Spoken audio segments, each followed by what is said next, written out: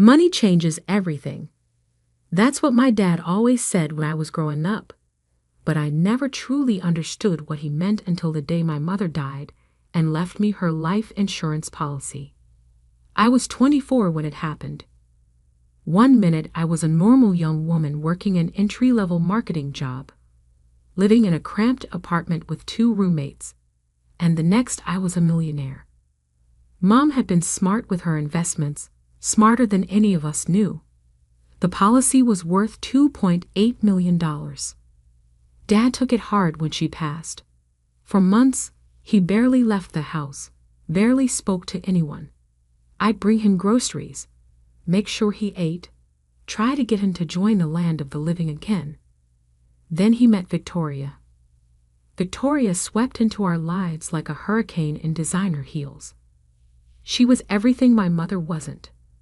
Loud, flashy, obsessed with status. She was also 15 years younger than my father and worked as a luxury real estate agent. "Your father needs someone to take care of him," she'd say, rearranging the furniture my mother had picked out. "And this house needs a woman's touch." I bit my tongue every time she said things like that. After all, Dad was smiling again, leaving the house, seeming more like his old self. If Victoria made him happy, I could learn to live with her constant jabs and subtle put-downs.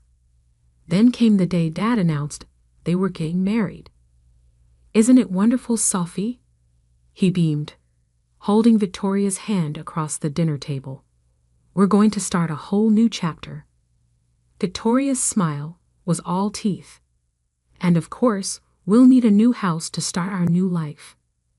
Something more suitable." Her eyes swept dismissively around my childhood home, the home my mother had lovingly decorated over 20 years. I should have seen it coming. Within a week, Victoria had convinced Dad to list our house. "The market is hot right now," she argued, "and I've found the perfect place for us."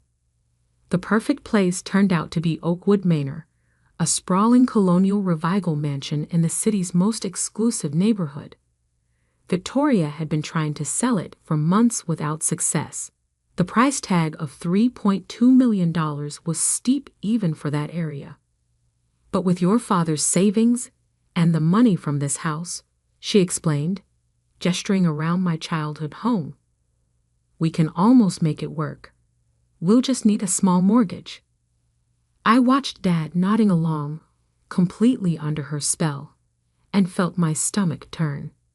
He'd worked so hard his whole life, saved so carefully, and now Victoria was going to burn through it all for a house neither of them could really afford. "Dad," I tried one evening when Victoria wasn't around, "are you sure about this? The maintenance costs alone on a house that size." "Sophie," he cut me off, his voice gentle but firm. "I know what I'm doing. Victoria knows the real estate market. She says this is a solid investment."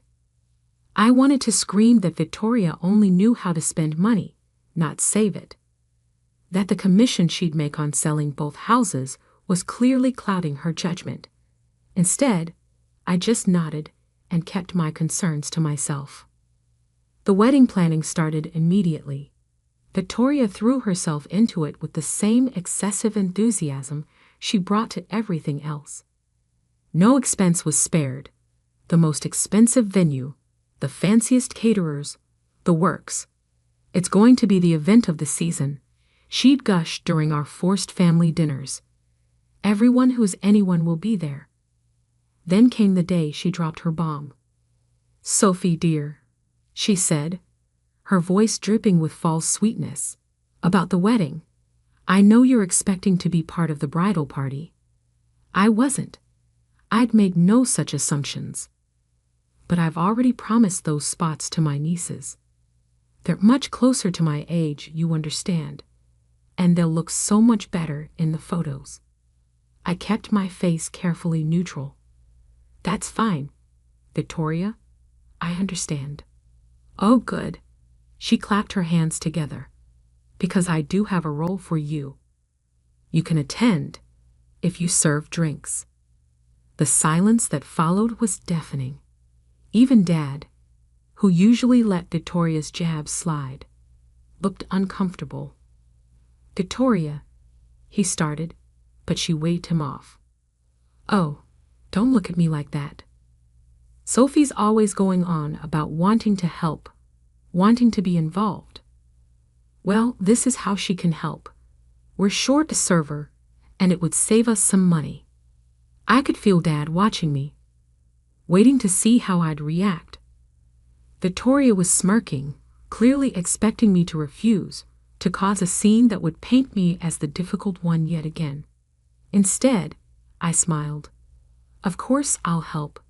Whatever you need." The look of disappointment that flashed across her face was almost worth the humiliation she was trying to inflict. What Victoria didn't know, what no one knew, was that I'd been watching her carefully these past months. I'd seen her showing Oakwood Manor to potential buyers, watched her growing increasingly desperate as each offer fell through. I'd overheard her phone calls about carrying 2 mortgages, about needing this sale to close. Most importantly, I'd noticed how her eyes lit up every time she walked through that house. It wasn't just a commission to her, it was her dream home, the one thing she wanted more than anything else. And thanks to my mother's final gift, I had the power to take it away from her. The next morning, I made a call to my own real estate agent. It was time to make some dreams come true and shatter others into a million expensive pieces. Marcus Green, my real estate agent, looked at me like I'd lost my mind when I told him my plan.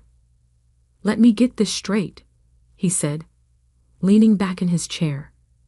"You want to buy Oakwood Manor, the same house your soon-to-be stepmother has listed, and you want to do it through a shell company, so she doesn't know it's you." "Exactly." I pulled out the folder I'd prepared. "Here's proof of funds, pre-approval from the bank, though I won't need it. I can pay cash." His eyebrows shot up as he reviewed the documents. "Sophie, are you sure about this? It's a lot of money to spend on revenge." "It's not just revenge," I argued, though we both knew that was a lie. "It's a sound investment. The property values in that neighborhood have increased 15% annually for the past 5 years. Marcus sighed but started typing on his computer. "All right, let's set up Brighton Holdings LLC. It'll take a few days to get everything in order. But Sophie," he looked at me seriously, "Victoria Carter is one of the top luxury real estate agents in the city. She's going to be furious when she realizes what happened." I smiled. That's the point. The next few weeks were a careful dance of deception. While Victoria wrapped herself in wedding details, I was quietly orchestrating the biggest purchase of my life. Marcus set up meetings with the sellers, making sure they never crossed paths with Victoria's showing schedule. "They're getting desperate," he reported after one meeting. 3 failed deals have them worried.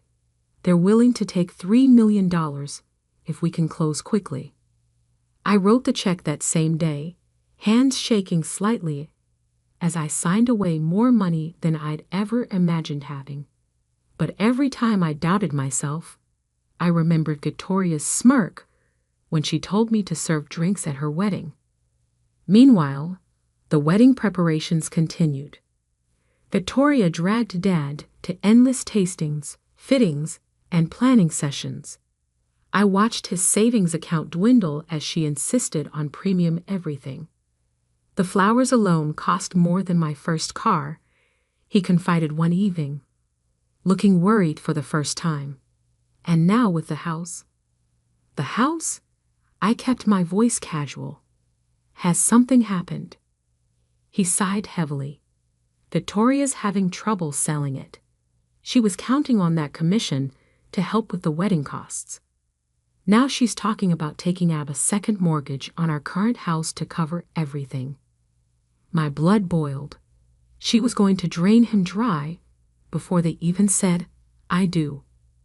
The day before the wedding, Victoria called a final rehearsal at the venue, some overpriced country club she'd chosen. I arrived early, dressed in the server's uniform she'd insisted I wear. "Oh, good you're here," she said, barely glancing at me. "The other servers will show you what to do. Just try not to embarrass me." I spent the next hour learning drink service protocols while Victoria practiced her entrance for the 1,000th time. Her nieces, all perfectly coiffed and coordinated, simpered and praised her every move. "She's going to look amazing tomorrow," one of them gushed, especially in their new house. Victoria preened. "Yes, Oakwood Manor. Did I mention it was featured in Architectural Digest? The crown moldings alone. If you can sell it," another niece said innocently. Victoria's face darkened. "Of course I'll sell it. I have interested buyers. Very interested buyers." I took back a smile. Those interested buyers had just signed the final paperwork an hour ago under the name Brighton Holdings LLC. That night, I could barely sleep. Not because of the wedding, but because of what would happen after. My lawyer had confirmed everything was ready. The timing would be perfect. The next morning dawned bright and clear. I arrived at the country club early, helping set up the bar as Victoria had demanded. She swept in hours later, already in her wedding dress, a monstrosity of tulle and crystals that probably cost more than most people's cars. "Sophie," she barked, "make sure you keep my champagne glass full during the reception. And for heaven's sake, try to stay out of the photos." "Yes, Victoria," I said meekly, straightening my server's bowtie. "Whatever you need." The ceremony itself was beautiful, I'll give her that. Dad looked happy, if a bit overwhelmed, as he said his vows. I stood in the back, tray of champagne flutes balanced carefully, watching Victoria promise to love and cherish him. But it was during the reception that things really got interesting. Victoria, several glasses of champagne in, was holding court at the main table. "And wait until you see the house," she was saying to anyone who would listen. The marble foyer, the grand staircase. I knew the moment I saw it that it was meant to be mine. If only she knew how wrong she was. At exactly 11:55 p.m., I saw my lawyer slip into the reception hall, right on schedule. He caught my eye and gave a slight nod. It was time. I watched my lawyer, James Patterson, make his way through the crowd. He was carrying a sleek leather briefcase, the kind that screamed expensive legal documents inside. Victoria, ever attuned to displays of wealth, noticed him immediately. "Can I help you?"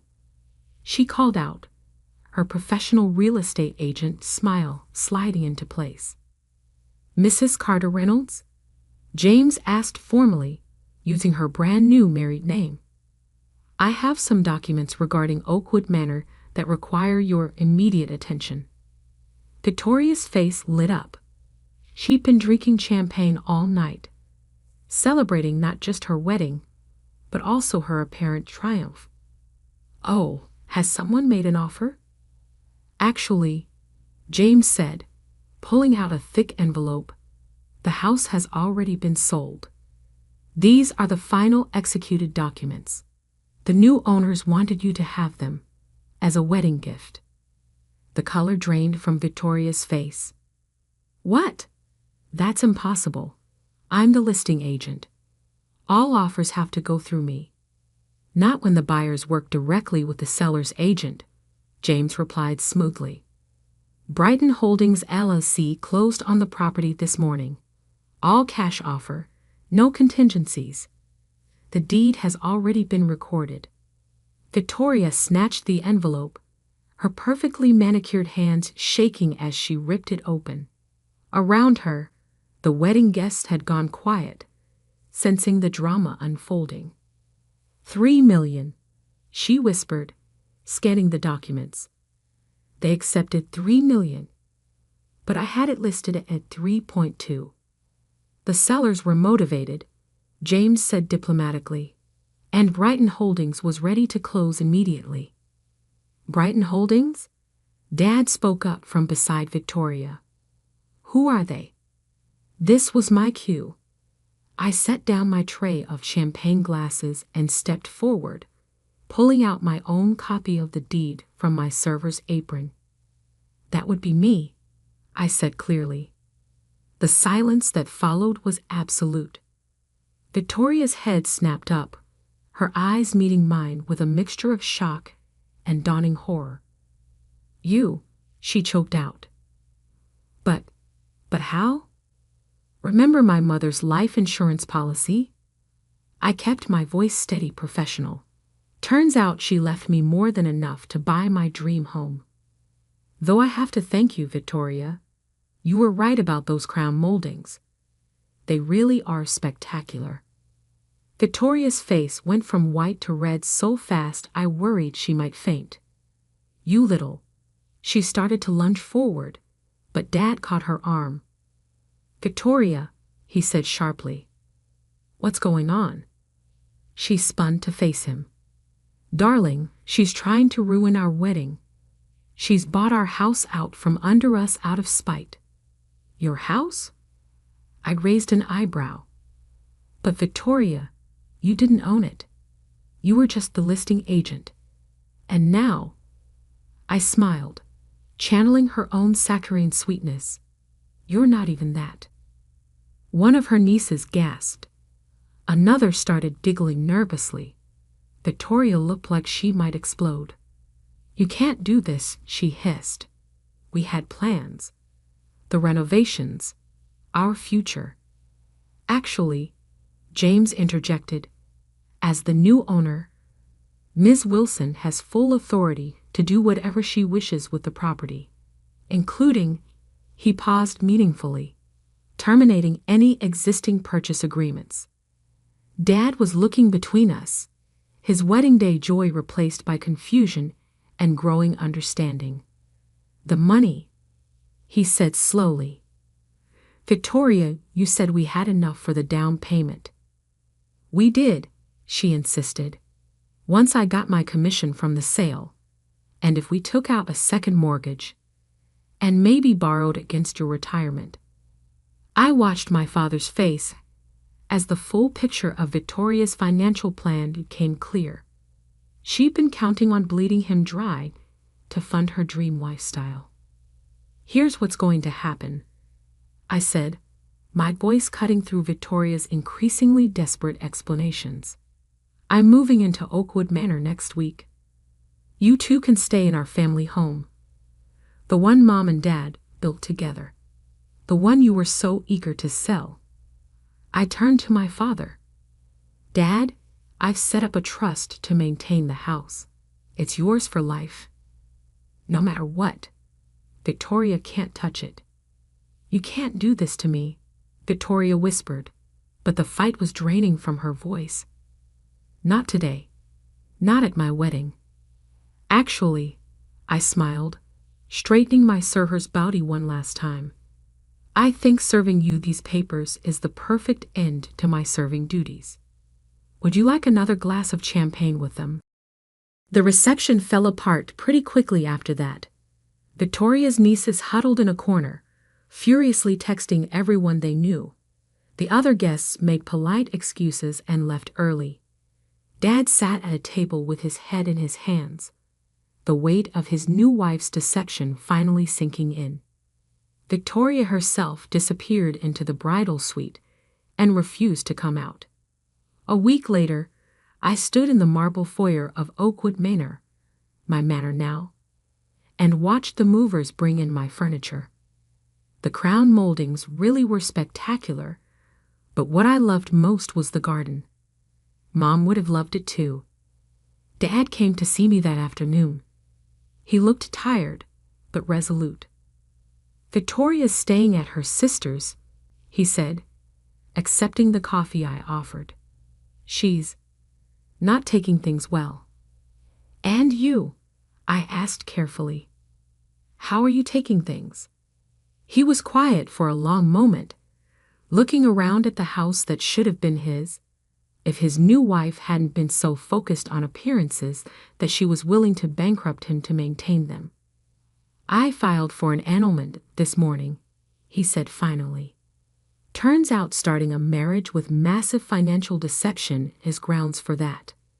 I reached across the kitchen island and squeezed his hand. "I'm sorry, Dad. Not about Victoria, but about ruining your wedding day." He squeezed back. "Don't be. You saved me from making a very expensive mistake. Your mother," he smiled sadly, "she would have been proud of how you handled it, though maybe not of the dramatic timing." I laughed. Mom always did say I had a flair for the theatrical. "Listen," Dad said, growing serious, "about the family house. It's yours." I cut him off. "Like I said, I've put it in a trust. You can live there as long as you want. Victoria can't touch it, and neither can any future adventures in romance." He had the grace to look embarrassed. "Thank you, Sophie, for everything." After he left, I walked through my new house, all 8,000 square feet of it. The grand staircase that Victoria had coveted, the gourmet kitchen she planned to remodel, the master suite she dreamed of sleeping in. It was all mine now. I thought about her face when she realized what I'd done, the way her perfect wedding dissolved into chaos. Maybe it was petty of me to do it that way, to wait until her big moment to serve the papers. But then I remembered her smirk when she handed me that server's uniform, her casual cruelty in trying to humiliate me on what should have been a day of family celebration. Sometimes revenge is best served with a champagne chaser. 2 days later, a large envelope arrived from Victoria's real estate office. Inside was a single sheet of paper, her final commission statement for Oakwood Manor, showing a big fat 0.